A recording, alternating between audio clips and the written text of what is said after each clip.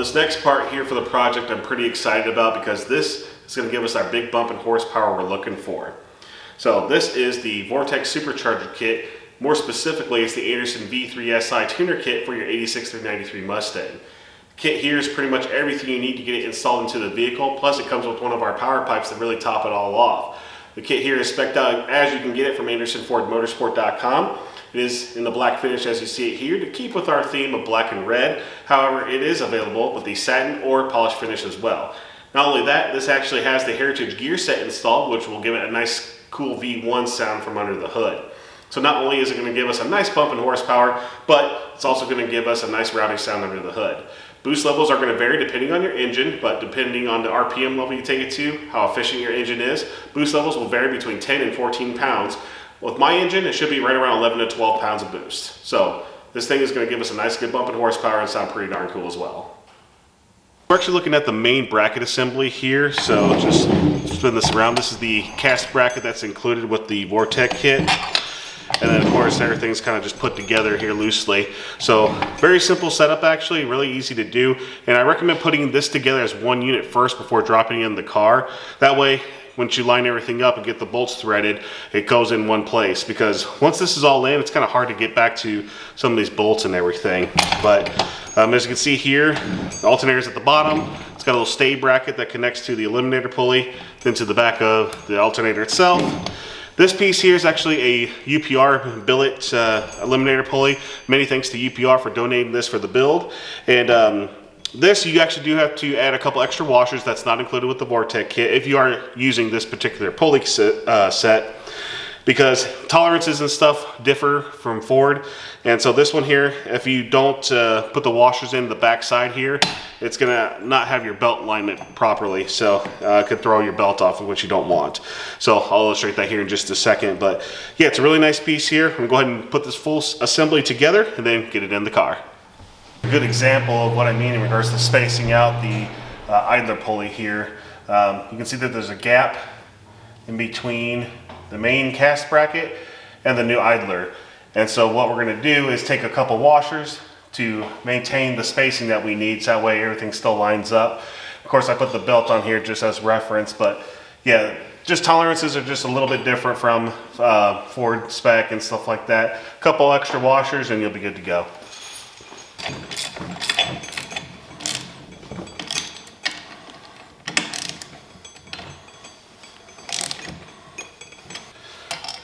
Just about ready to install this bracket, the main bracket assembly, into the car.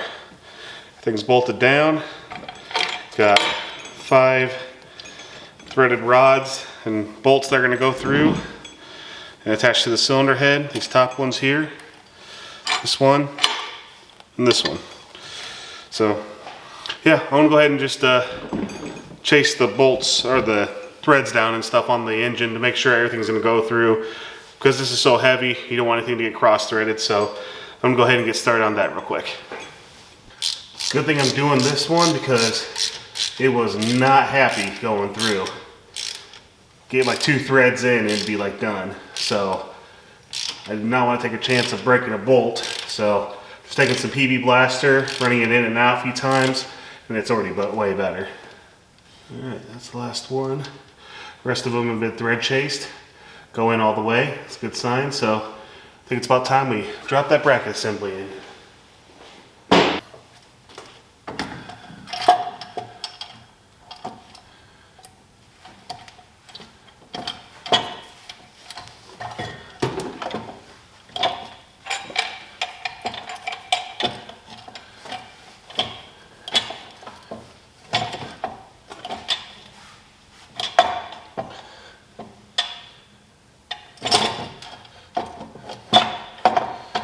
There you go.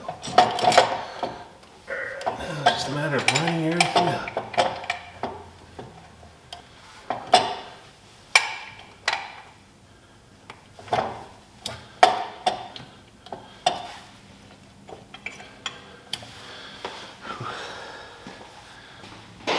I had to use a shallow and wobble extension. Okay. Yep, these are all going in nicely now. Good.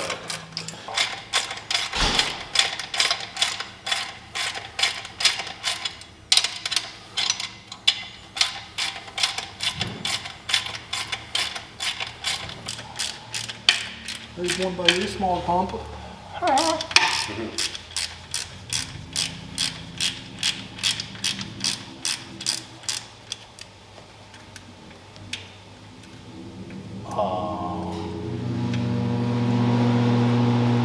Crap. I think it's this one. Sorry. This one has bigger threads, sorry. I'm like, it went from righty-tighty to righty-loosey. Yep.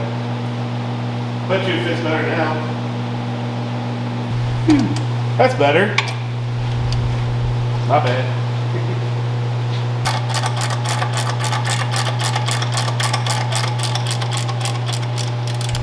Heyo! You know, it's almost like it was meant to be there or something. Well, I wouldn't go that far. Actually, yeah, I would. Let's not get too ahead of ourselves. Yeah. And let's all stand back and left as we said ahead.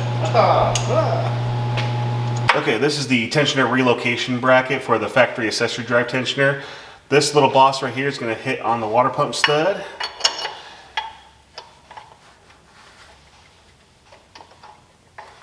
And then these two bosses are threaded. Of course, you're just going to use the new hardware. Go ahead and snug this bracket down real quick, and then we'll install the factory tensioner. Okay, I wanted to kind of briefly touch on the tensioner assembly here, because this is actually going to vary for a few different reasons.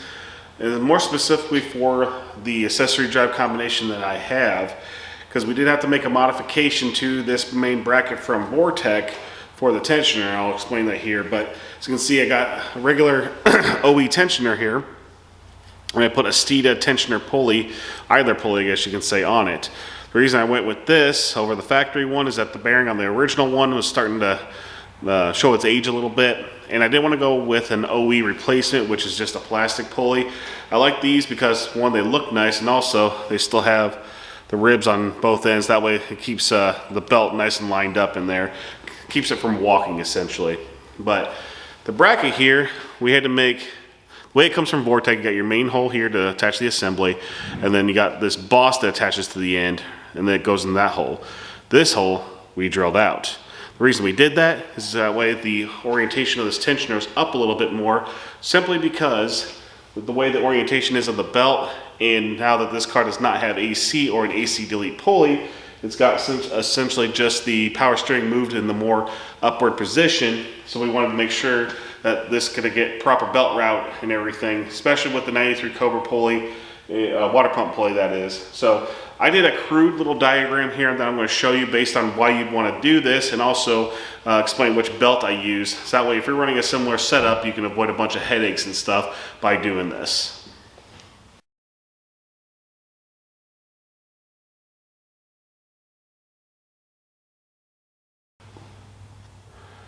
This is the belt part number that I used. It's a Gates belt, however, any 82 inch, or this one is an 82 and an 1/8 inch belt, any one of those belts should work. Again, if you're running this exact same accessory drive like I am, and this will get you to where you have plenty of tension on your belt, and also still be able to clear the water pump pulley. I'm just threading a nut down towards the water pump stud, putting a washer in here. I'll explain what that's for in just a moment. I got the belt pre-routed in here, that way it's just easier to put on. So I'm going to go ahead and get this put in here. Alright, like that.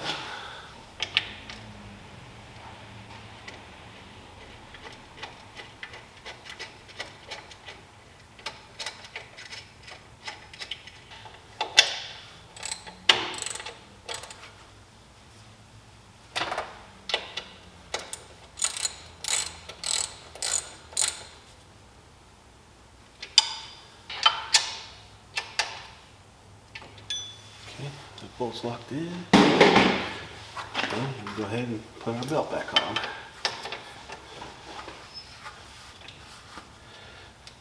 This belt's pretty tight, so there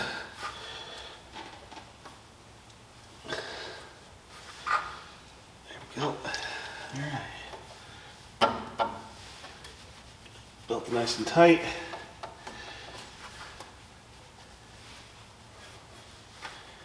Everything's on all the ribs. we're all set. Okay, so we moved over to the shop here because we need access to some shop air to use my little pneumatic powered body saw. The reason I'm going to use that is so I can cut the hole in the inner fender apron over here to install this. This is the Anderson power pipe for this car. Now all of our power pipes do come in like a polished finish, but I sent this one off to get black powder coated to again go with the black and red theme of this car. So we're going to go ahead and get a hole marked off here and cut this out so we can get this installed. We're going to put this in first before we put in the head unit so it gives you the most clearance possible to get this inserted. It's a 4-inch pipe, it's pretty big, so the more room the better. Alright, laid some tape down over the factory hole here. I just cut out a 4-inch circle right here, and this is going to be my template because after I draw a line around it, it should give me the extra clearance for the little gasket that this power pipe comes with. So I'm just going to place this here. And I'm going to take a Sharpie and trace my hole for where we're going to make this cut. So I'm going to go ahead and line everything up here. Start tracing.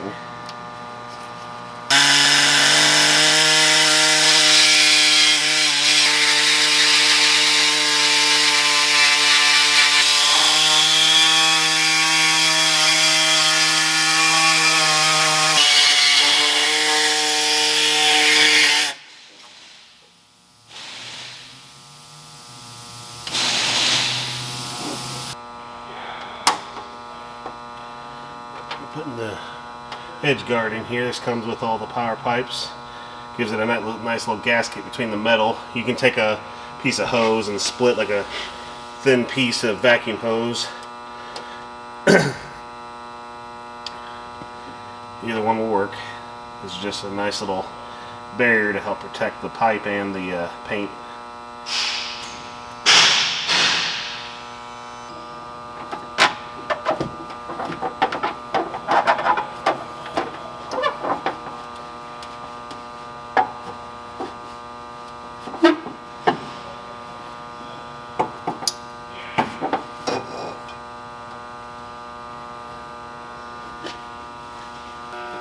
Alright, we got the head unit laid out here along with the pulley, drain line. We're going to go ahead and assemble this outside of the car. That way it just makes it easier once it gets in.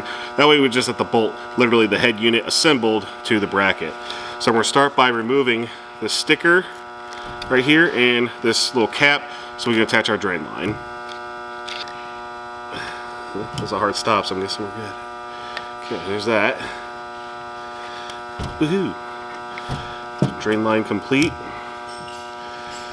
Now, for the pulley here, pulley comes with this washer, a thin washer, a keyway, and a bolt. They came all the way to the bottom. Ooh, that one actually slid on. Yeah, all the way down. Zesty. Mm-hmm. Cool.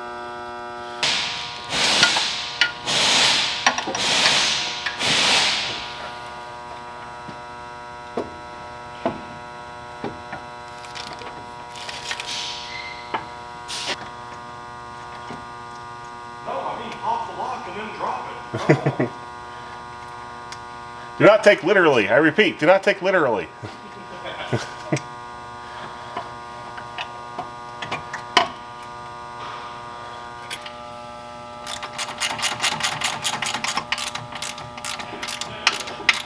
I said what I said. Fight me. Mm-hmm. Fight me, Cameron. We just removed the protective cap. The little tag tells you to remove it so you can install the actual fill plug. We're going to check it real quick. It does say that it comes with the head unit pre-filled from the factory. So we're just going to go ahead and put the dipstick in and then of course check the oil level once we have that in.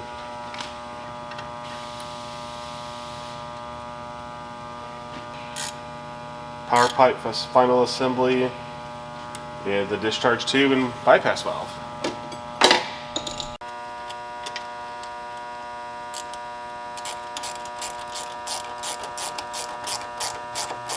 Okay, making great progress. Got the supercharger head unit installed, got the power pipe in its final position and all tightened down. Now I do want to just kind of forewarn you about the power pipe. it is a really big unit and takes up a lot of space in the engine bay. It does seem like it won't fit, but again, you're stuffing a 4-inch pipe in a space that was meant for 3.5 inches. Take your time with it. It will fit in there. It's meant to take up a lot of room so that way you can get as much air as possible to that head unit. So with that being said, we're moving on to the discharge side now. Got the discharge pipe here, and this has a plastic bung in it because it's meant to run to this bypass valve. Now this car has a Terminator X system in it, therefore we don't need to recirculate the air back into the inlet system because it's a speed density system. So we're going to treat this bypass valve as a blow-off valve. We're going to attach one side to the tube here, we're going to vacuum line to have the valve actuate, and the other side will just vent to atmosphere. Now if you're running a mass air equipped car, of course you're going to want to recirculate because it's already metered air. So we're going to go ahead and get this tube assembled, get it into the car.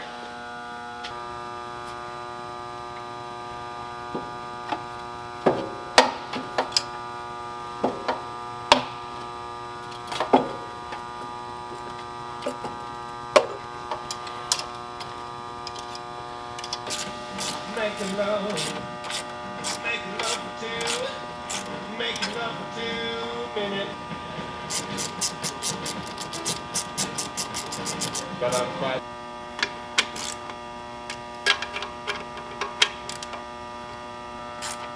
We used to have that whole special. Alright, so we went ahead and put the supercharger belt on with the Vortech tensioner assembly. Now as you can see the odd shape here, and Matt, if you want to go ahead and let it down, you'll see that normally to tighten it down you have to put in a socket end right here. Yeah, socket end right there to be able to crank down on the belt and then tighten it at the same time, which is not ideal. So what you would do is, what we're going to do is make it easier and use the Anderson tensioner bracket. So essentially what to do is cut this bracket at a certain point here, but we just wanted to show you how this looks with it on there as it sits. But what we're going to do is go ahead and put in the Anderson tensioner. We're going to go ahead and cut this real quick, put in the Anderson tensioner. That way we can use mechanical advantage with the bolt, push down, and then we can lock it all in after the bolt's doing all the work. So you don't have to try and hold it at the same time while you're tightening, just making the process a little easier. But you do have to modify this bracket, unless you got an old kit, because the old kits had a different shaped bracket. But just a simple modification on that one.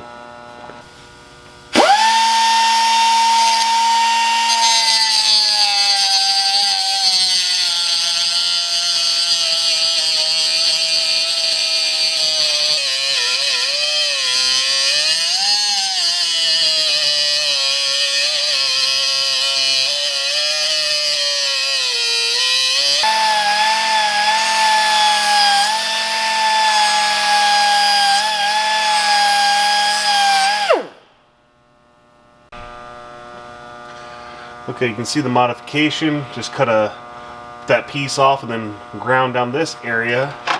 So that way you can see in here, this kind of groove fits over that. Now it can actually fit on here with ease, all the way on. So we're going to go ahead and assemble the tensioner assembly. Then we'll get the belt tightened with this and tighten everything down.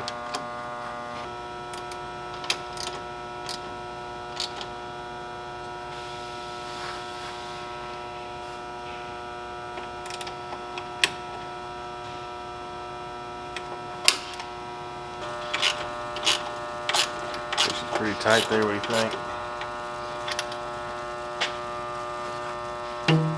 think? I'd say she's tight. G-cord. Oil, drain line zip tied out of the way. I think that's it. Ready to hear what she sounds like? Alright, let's do it. It is that time. Got the old tune loader there. Yep.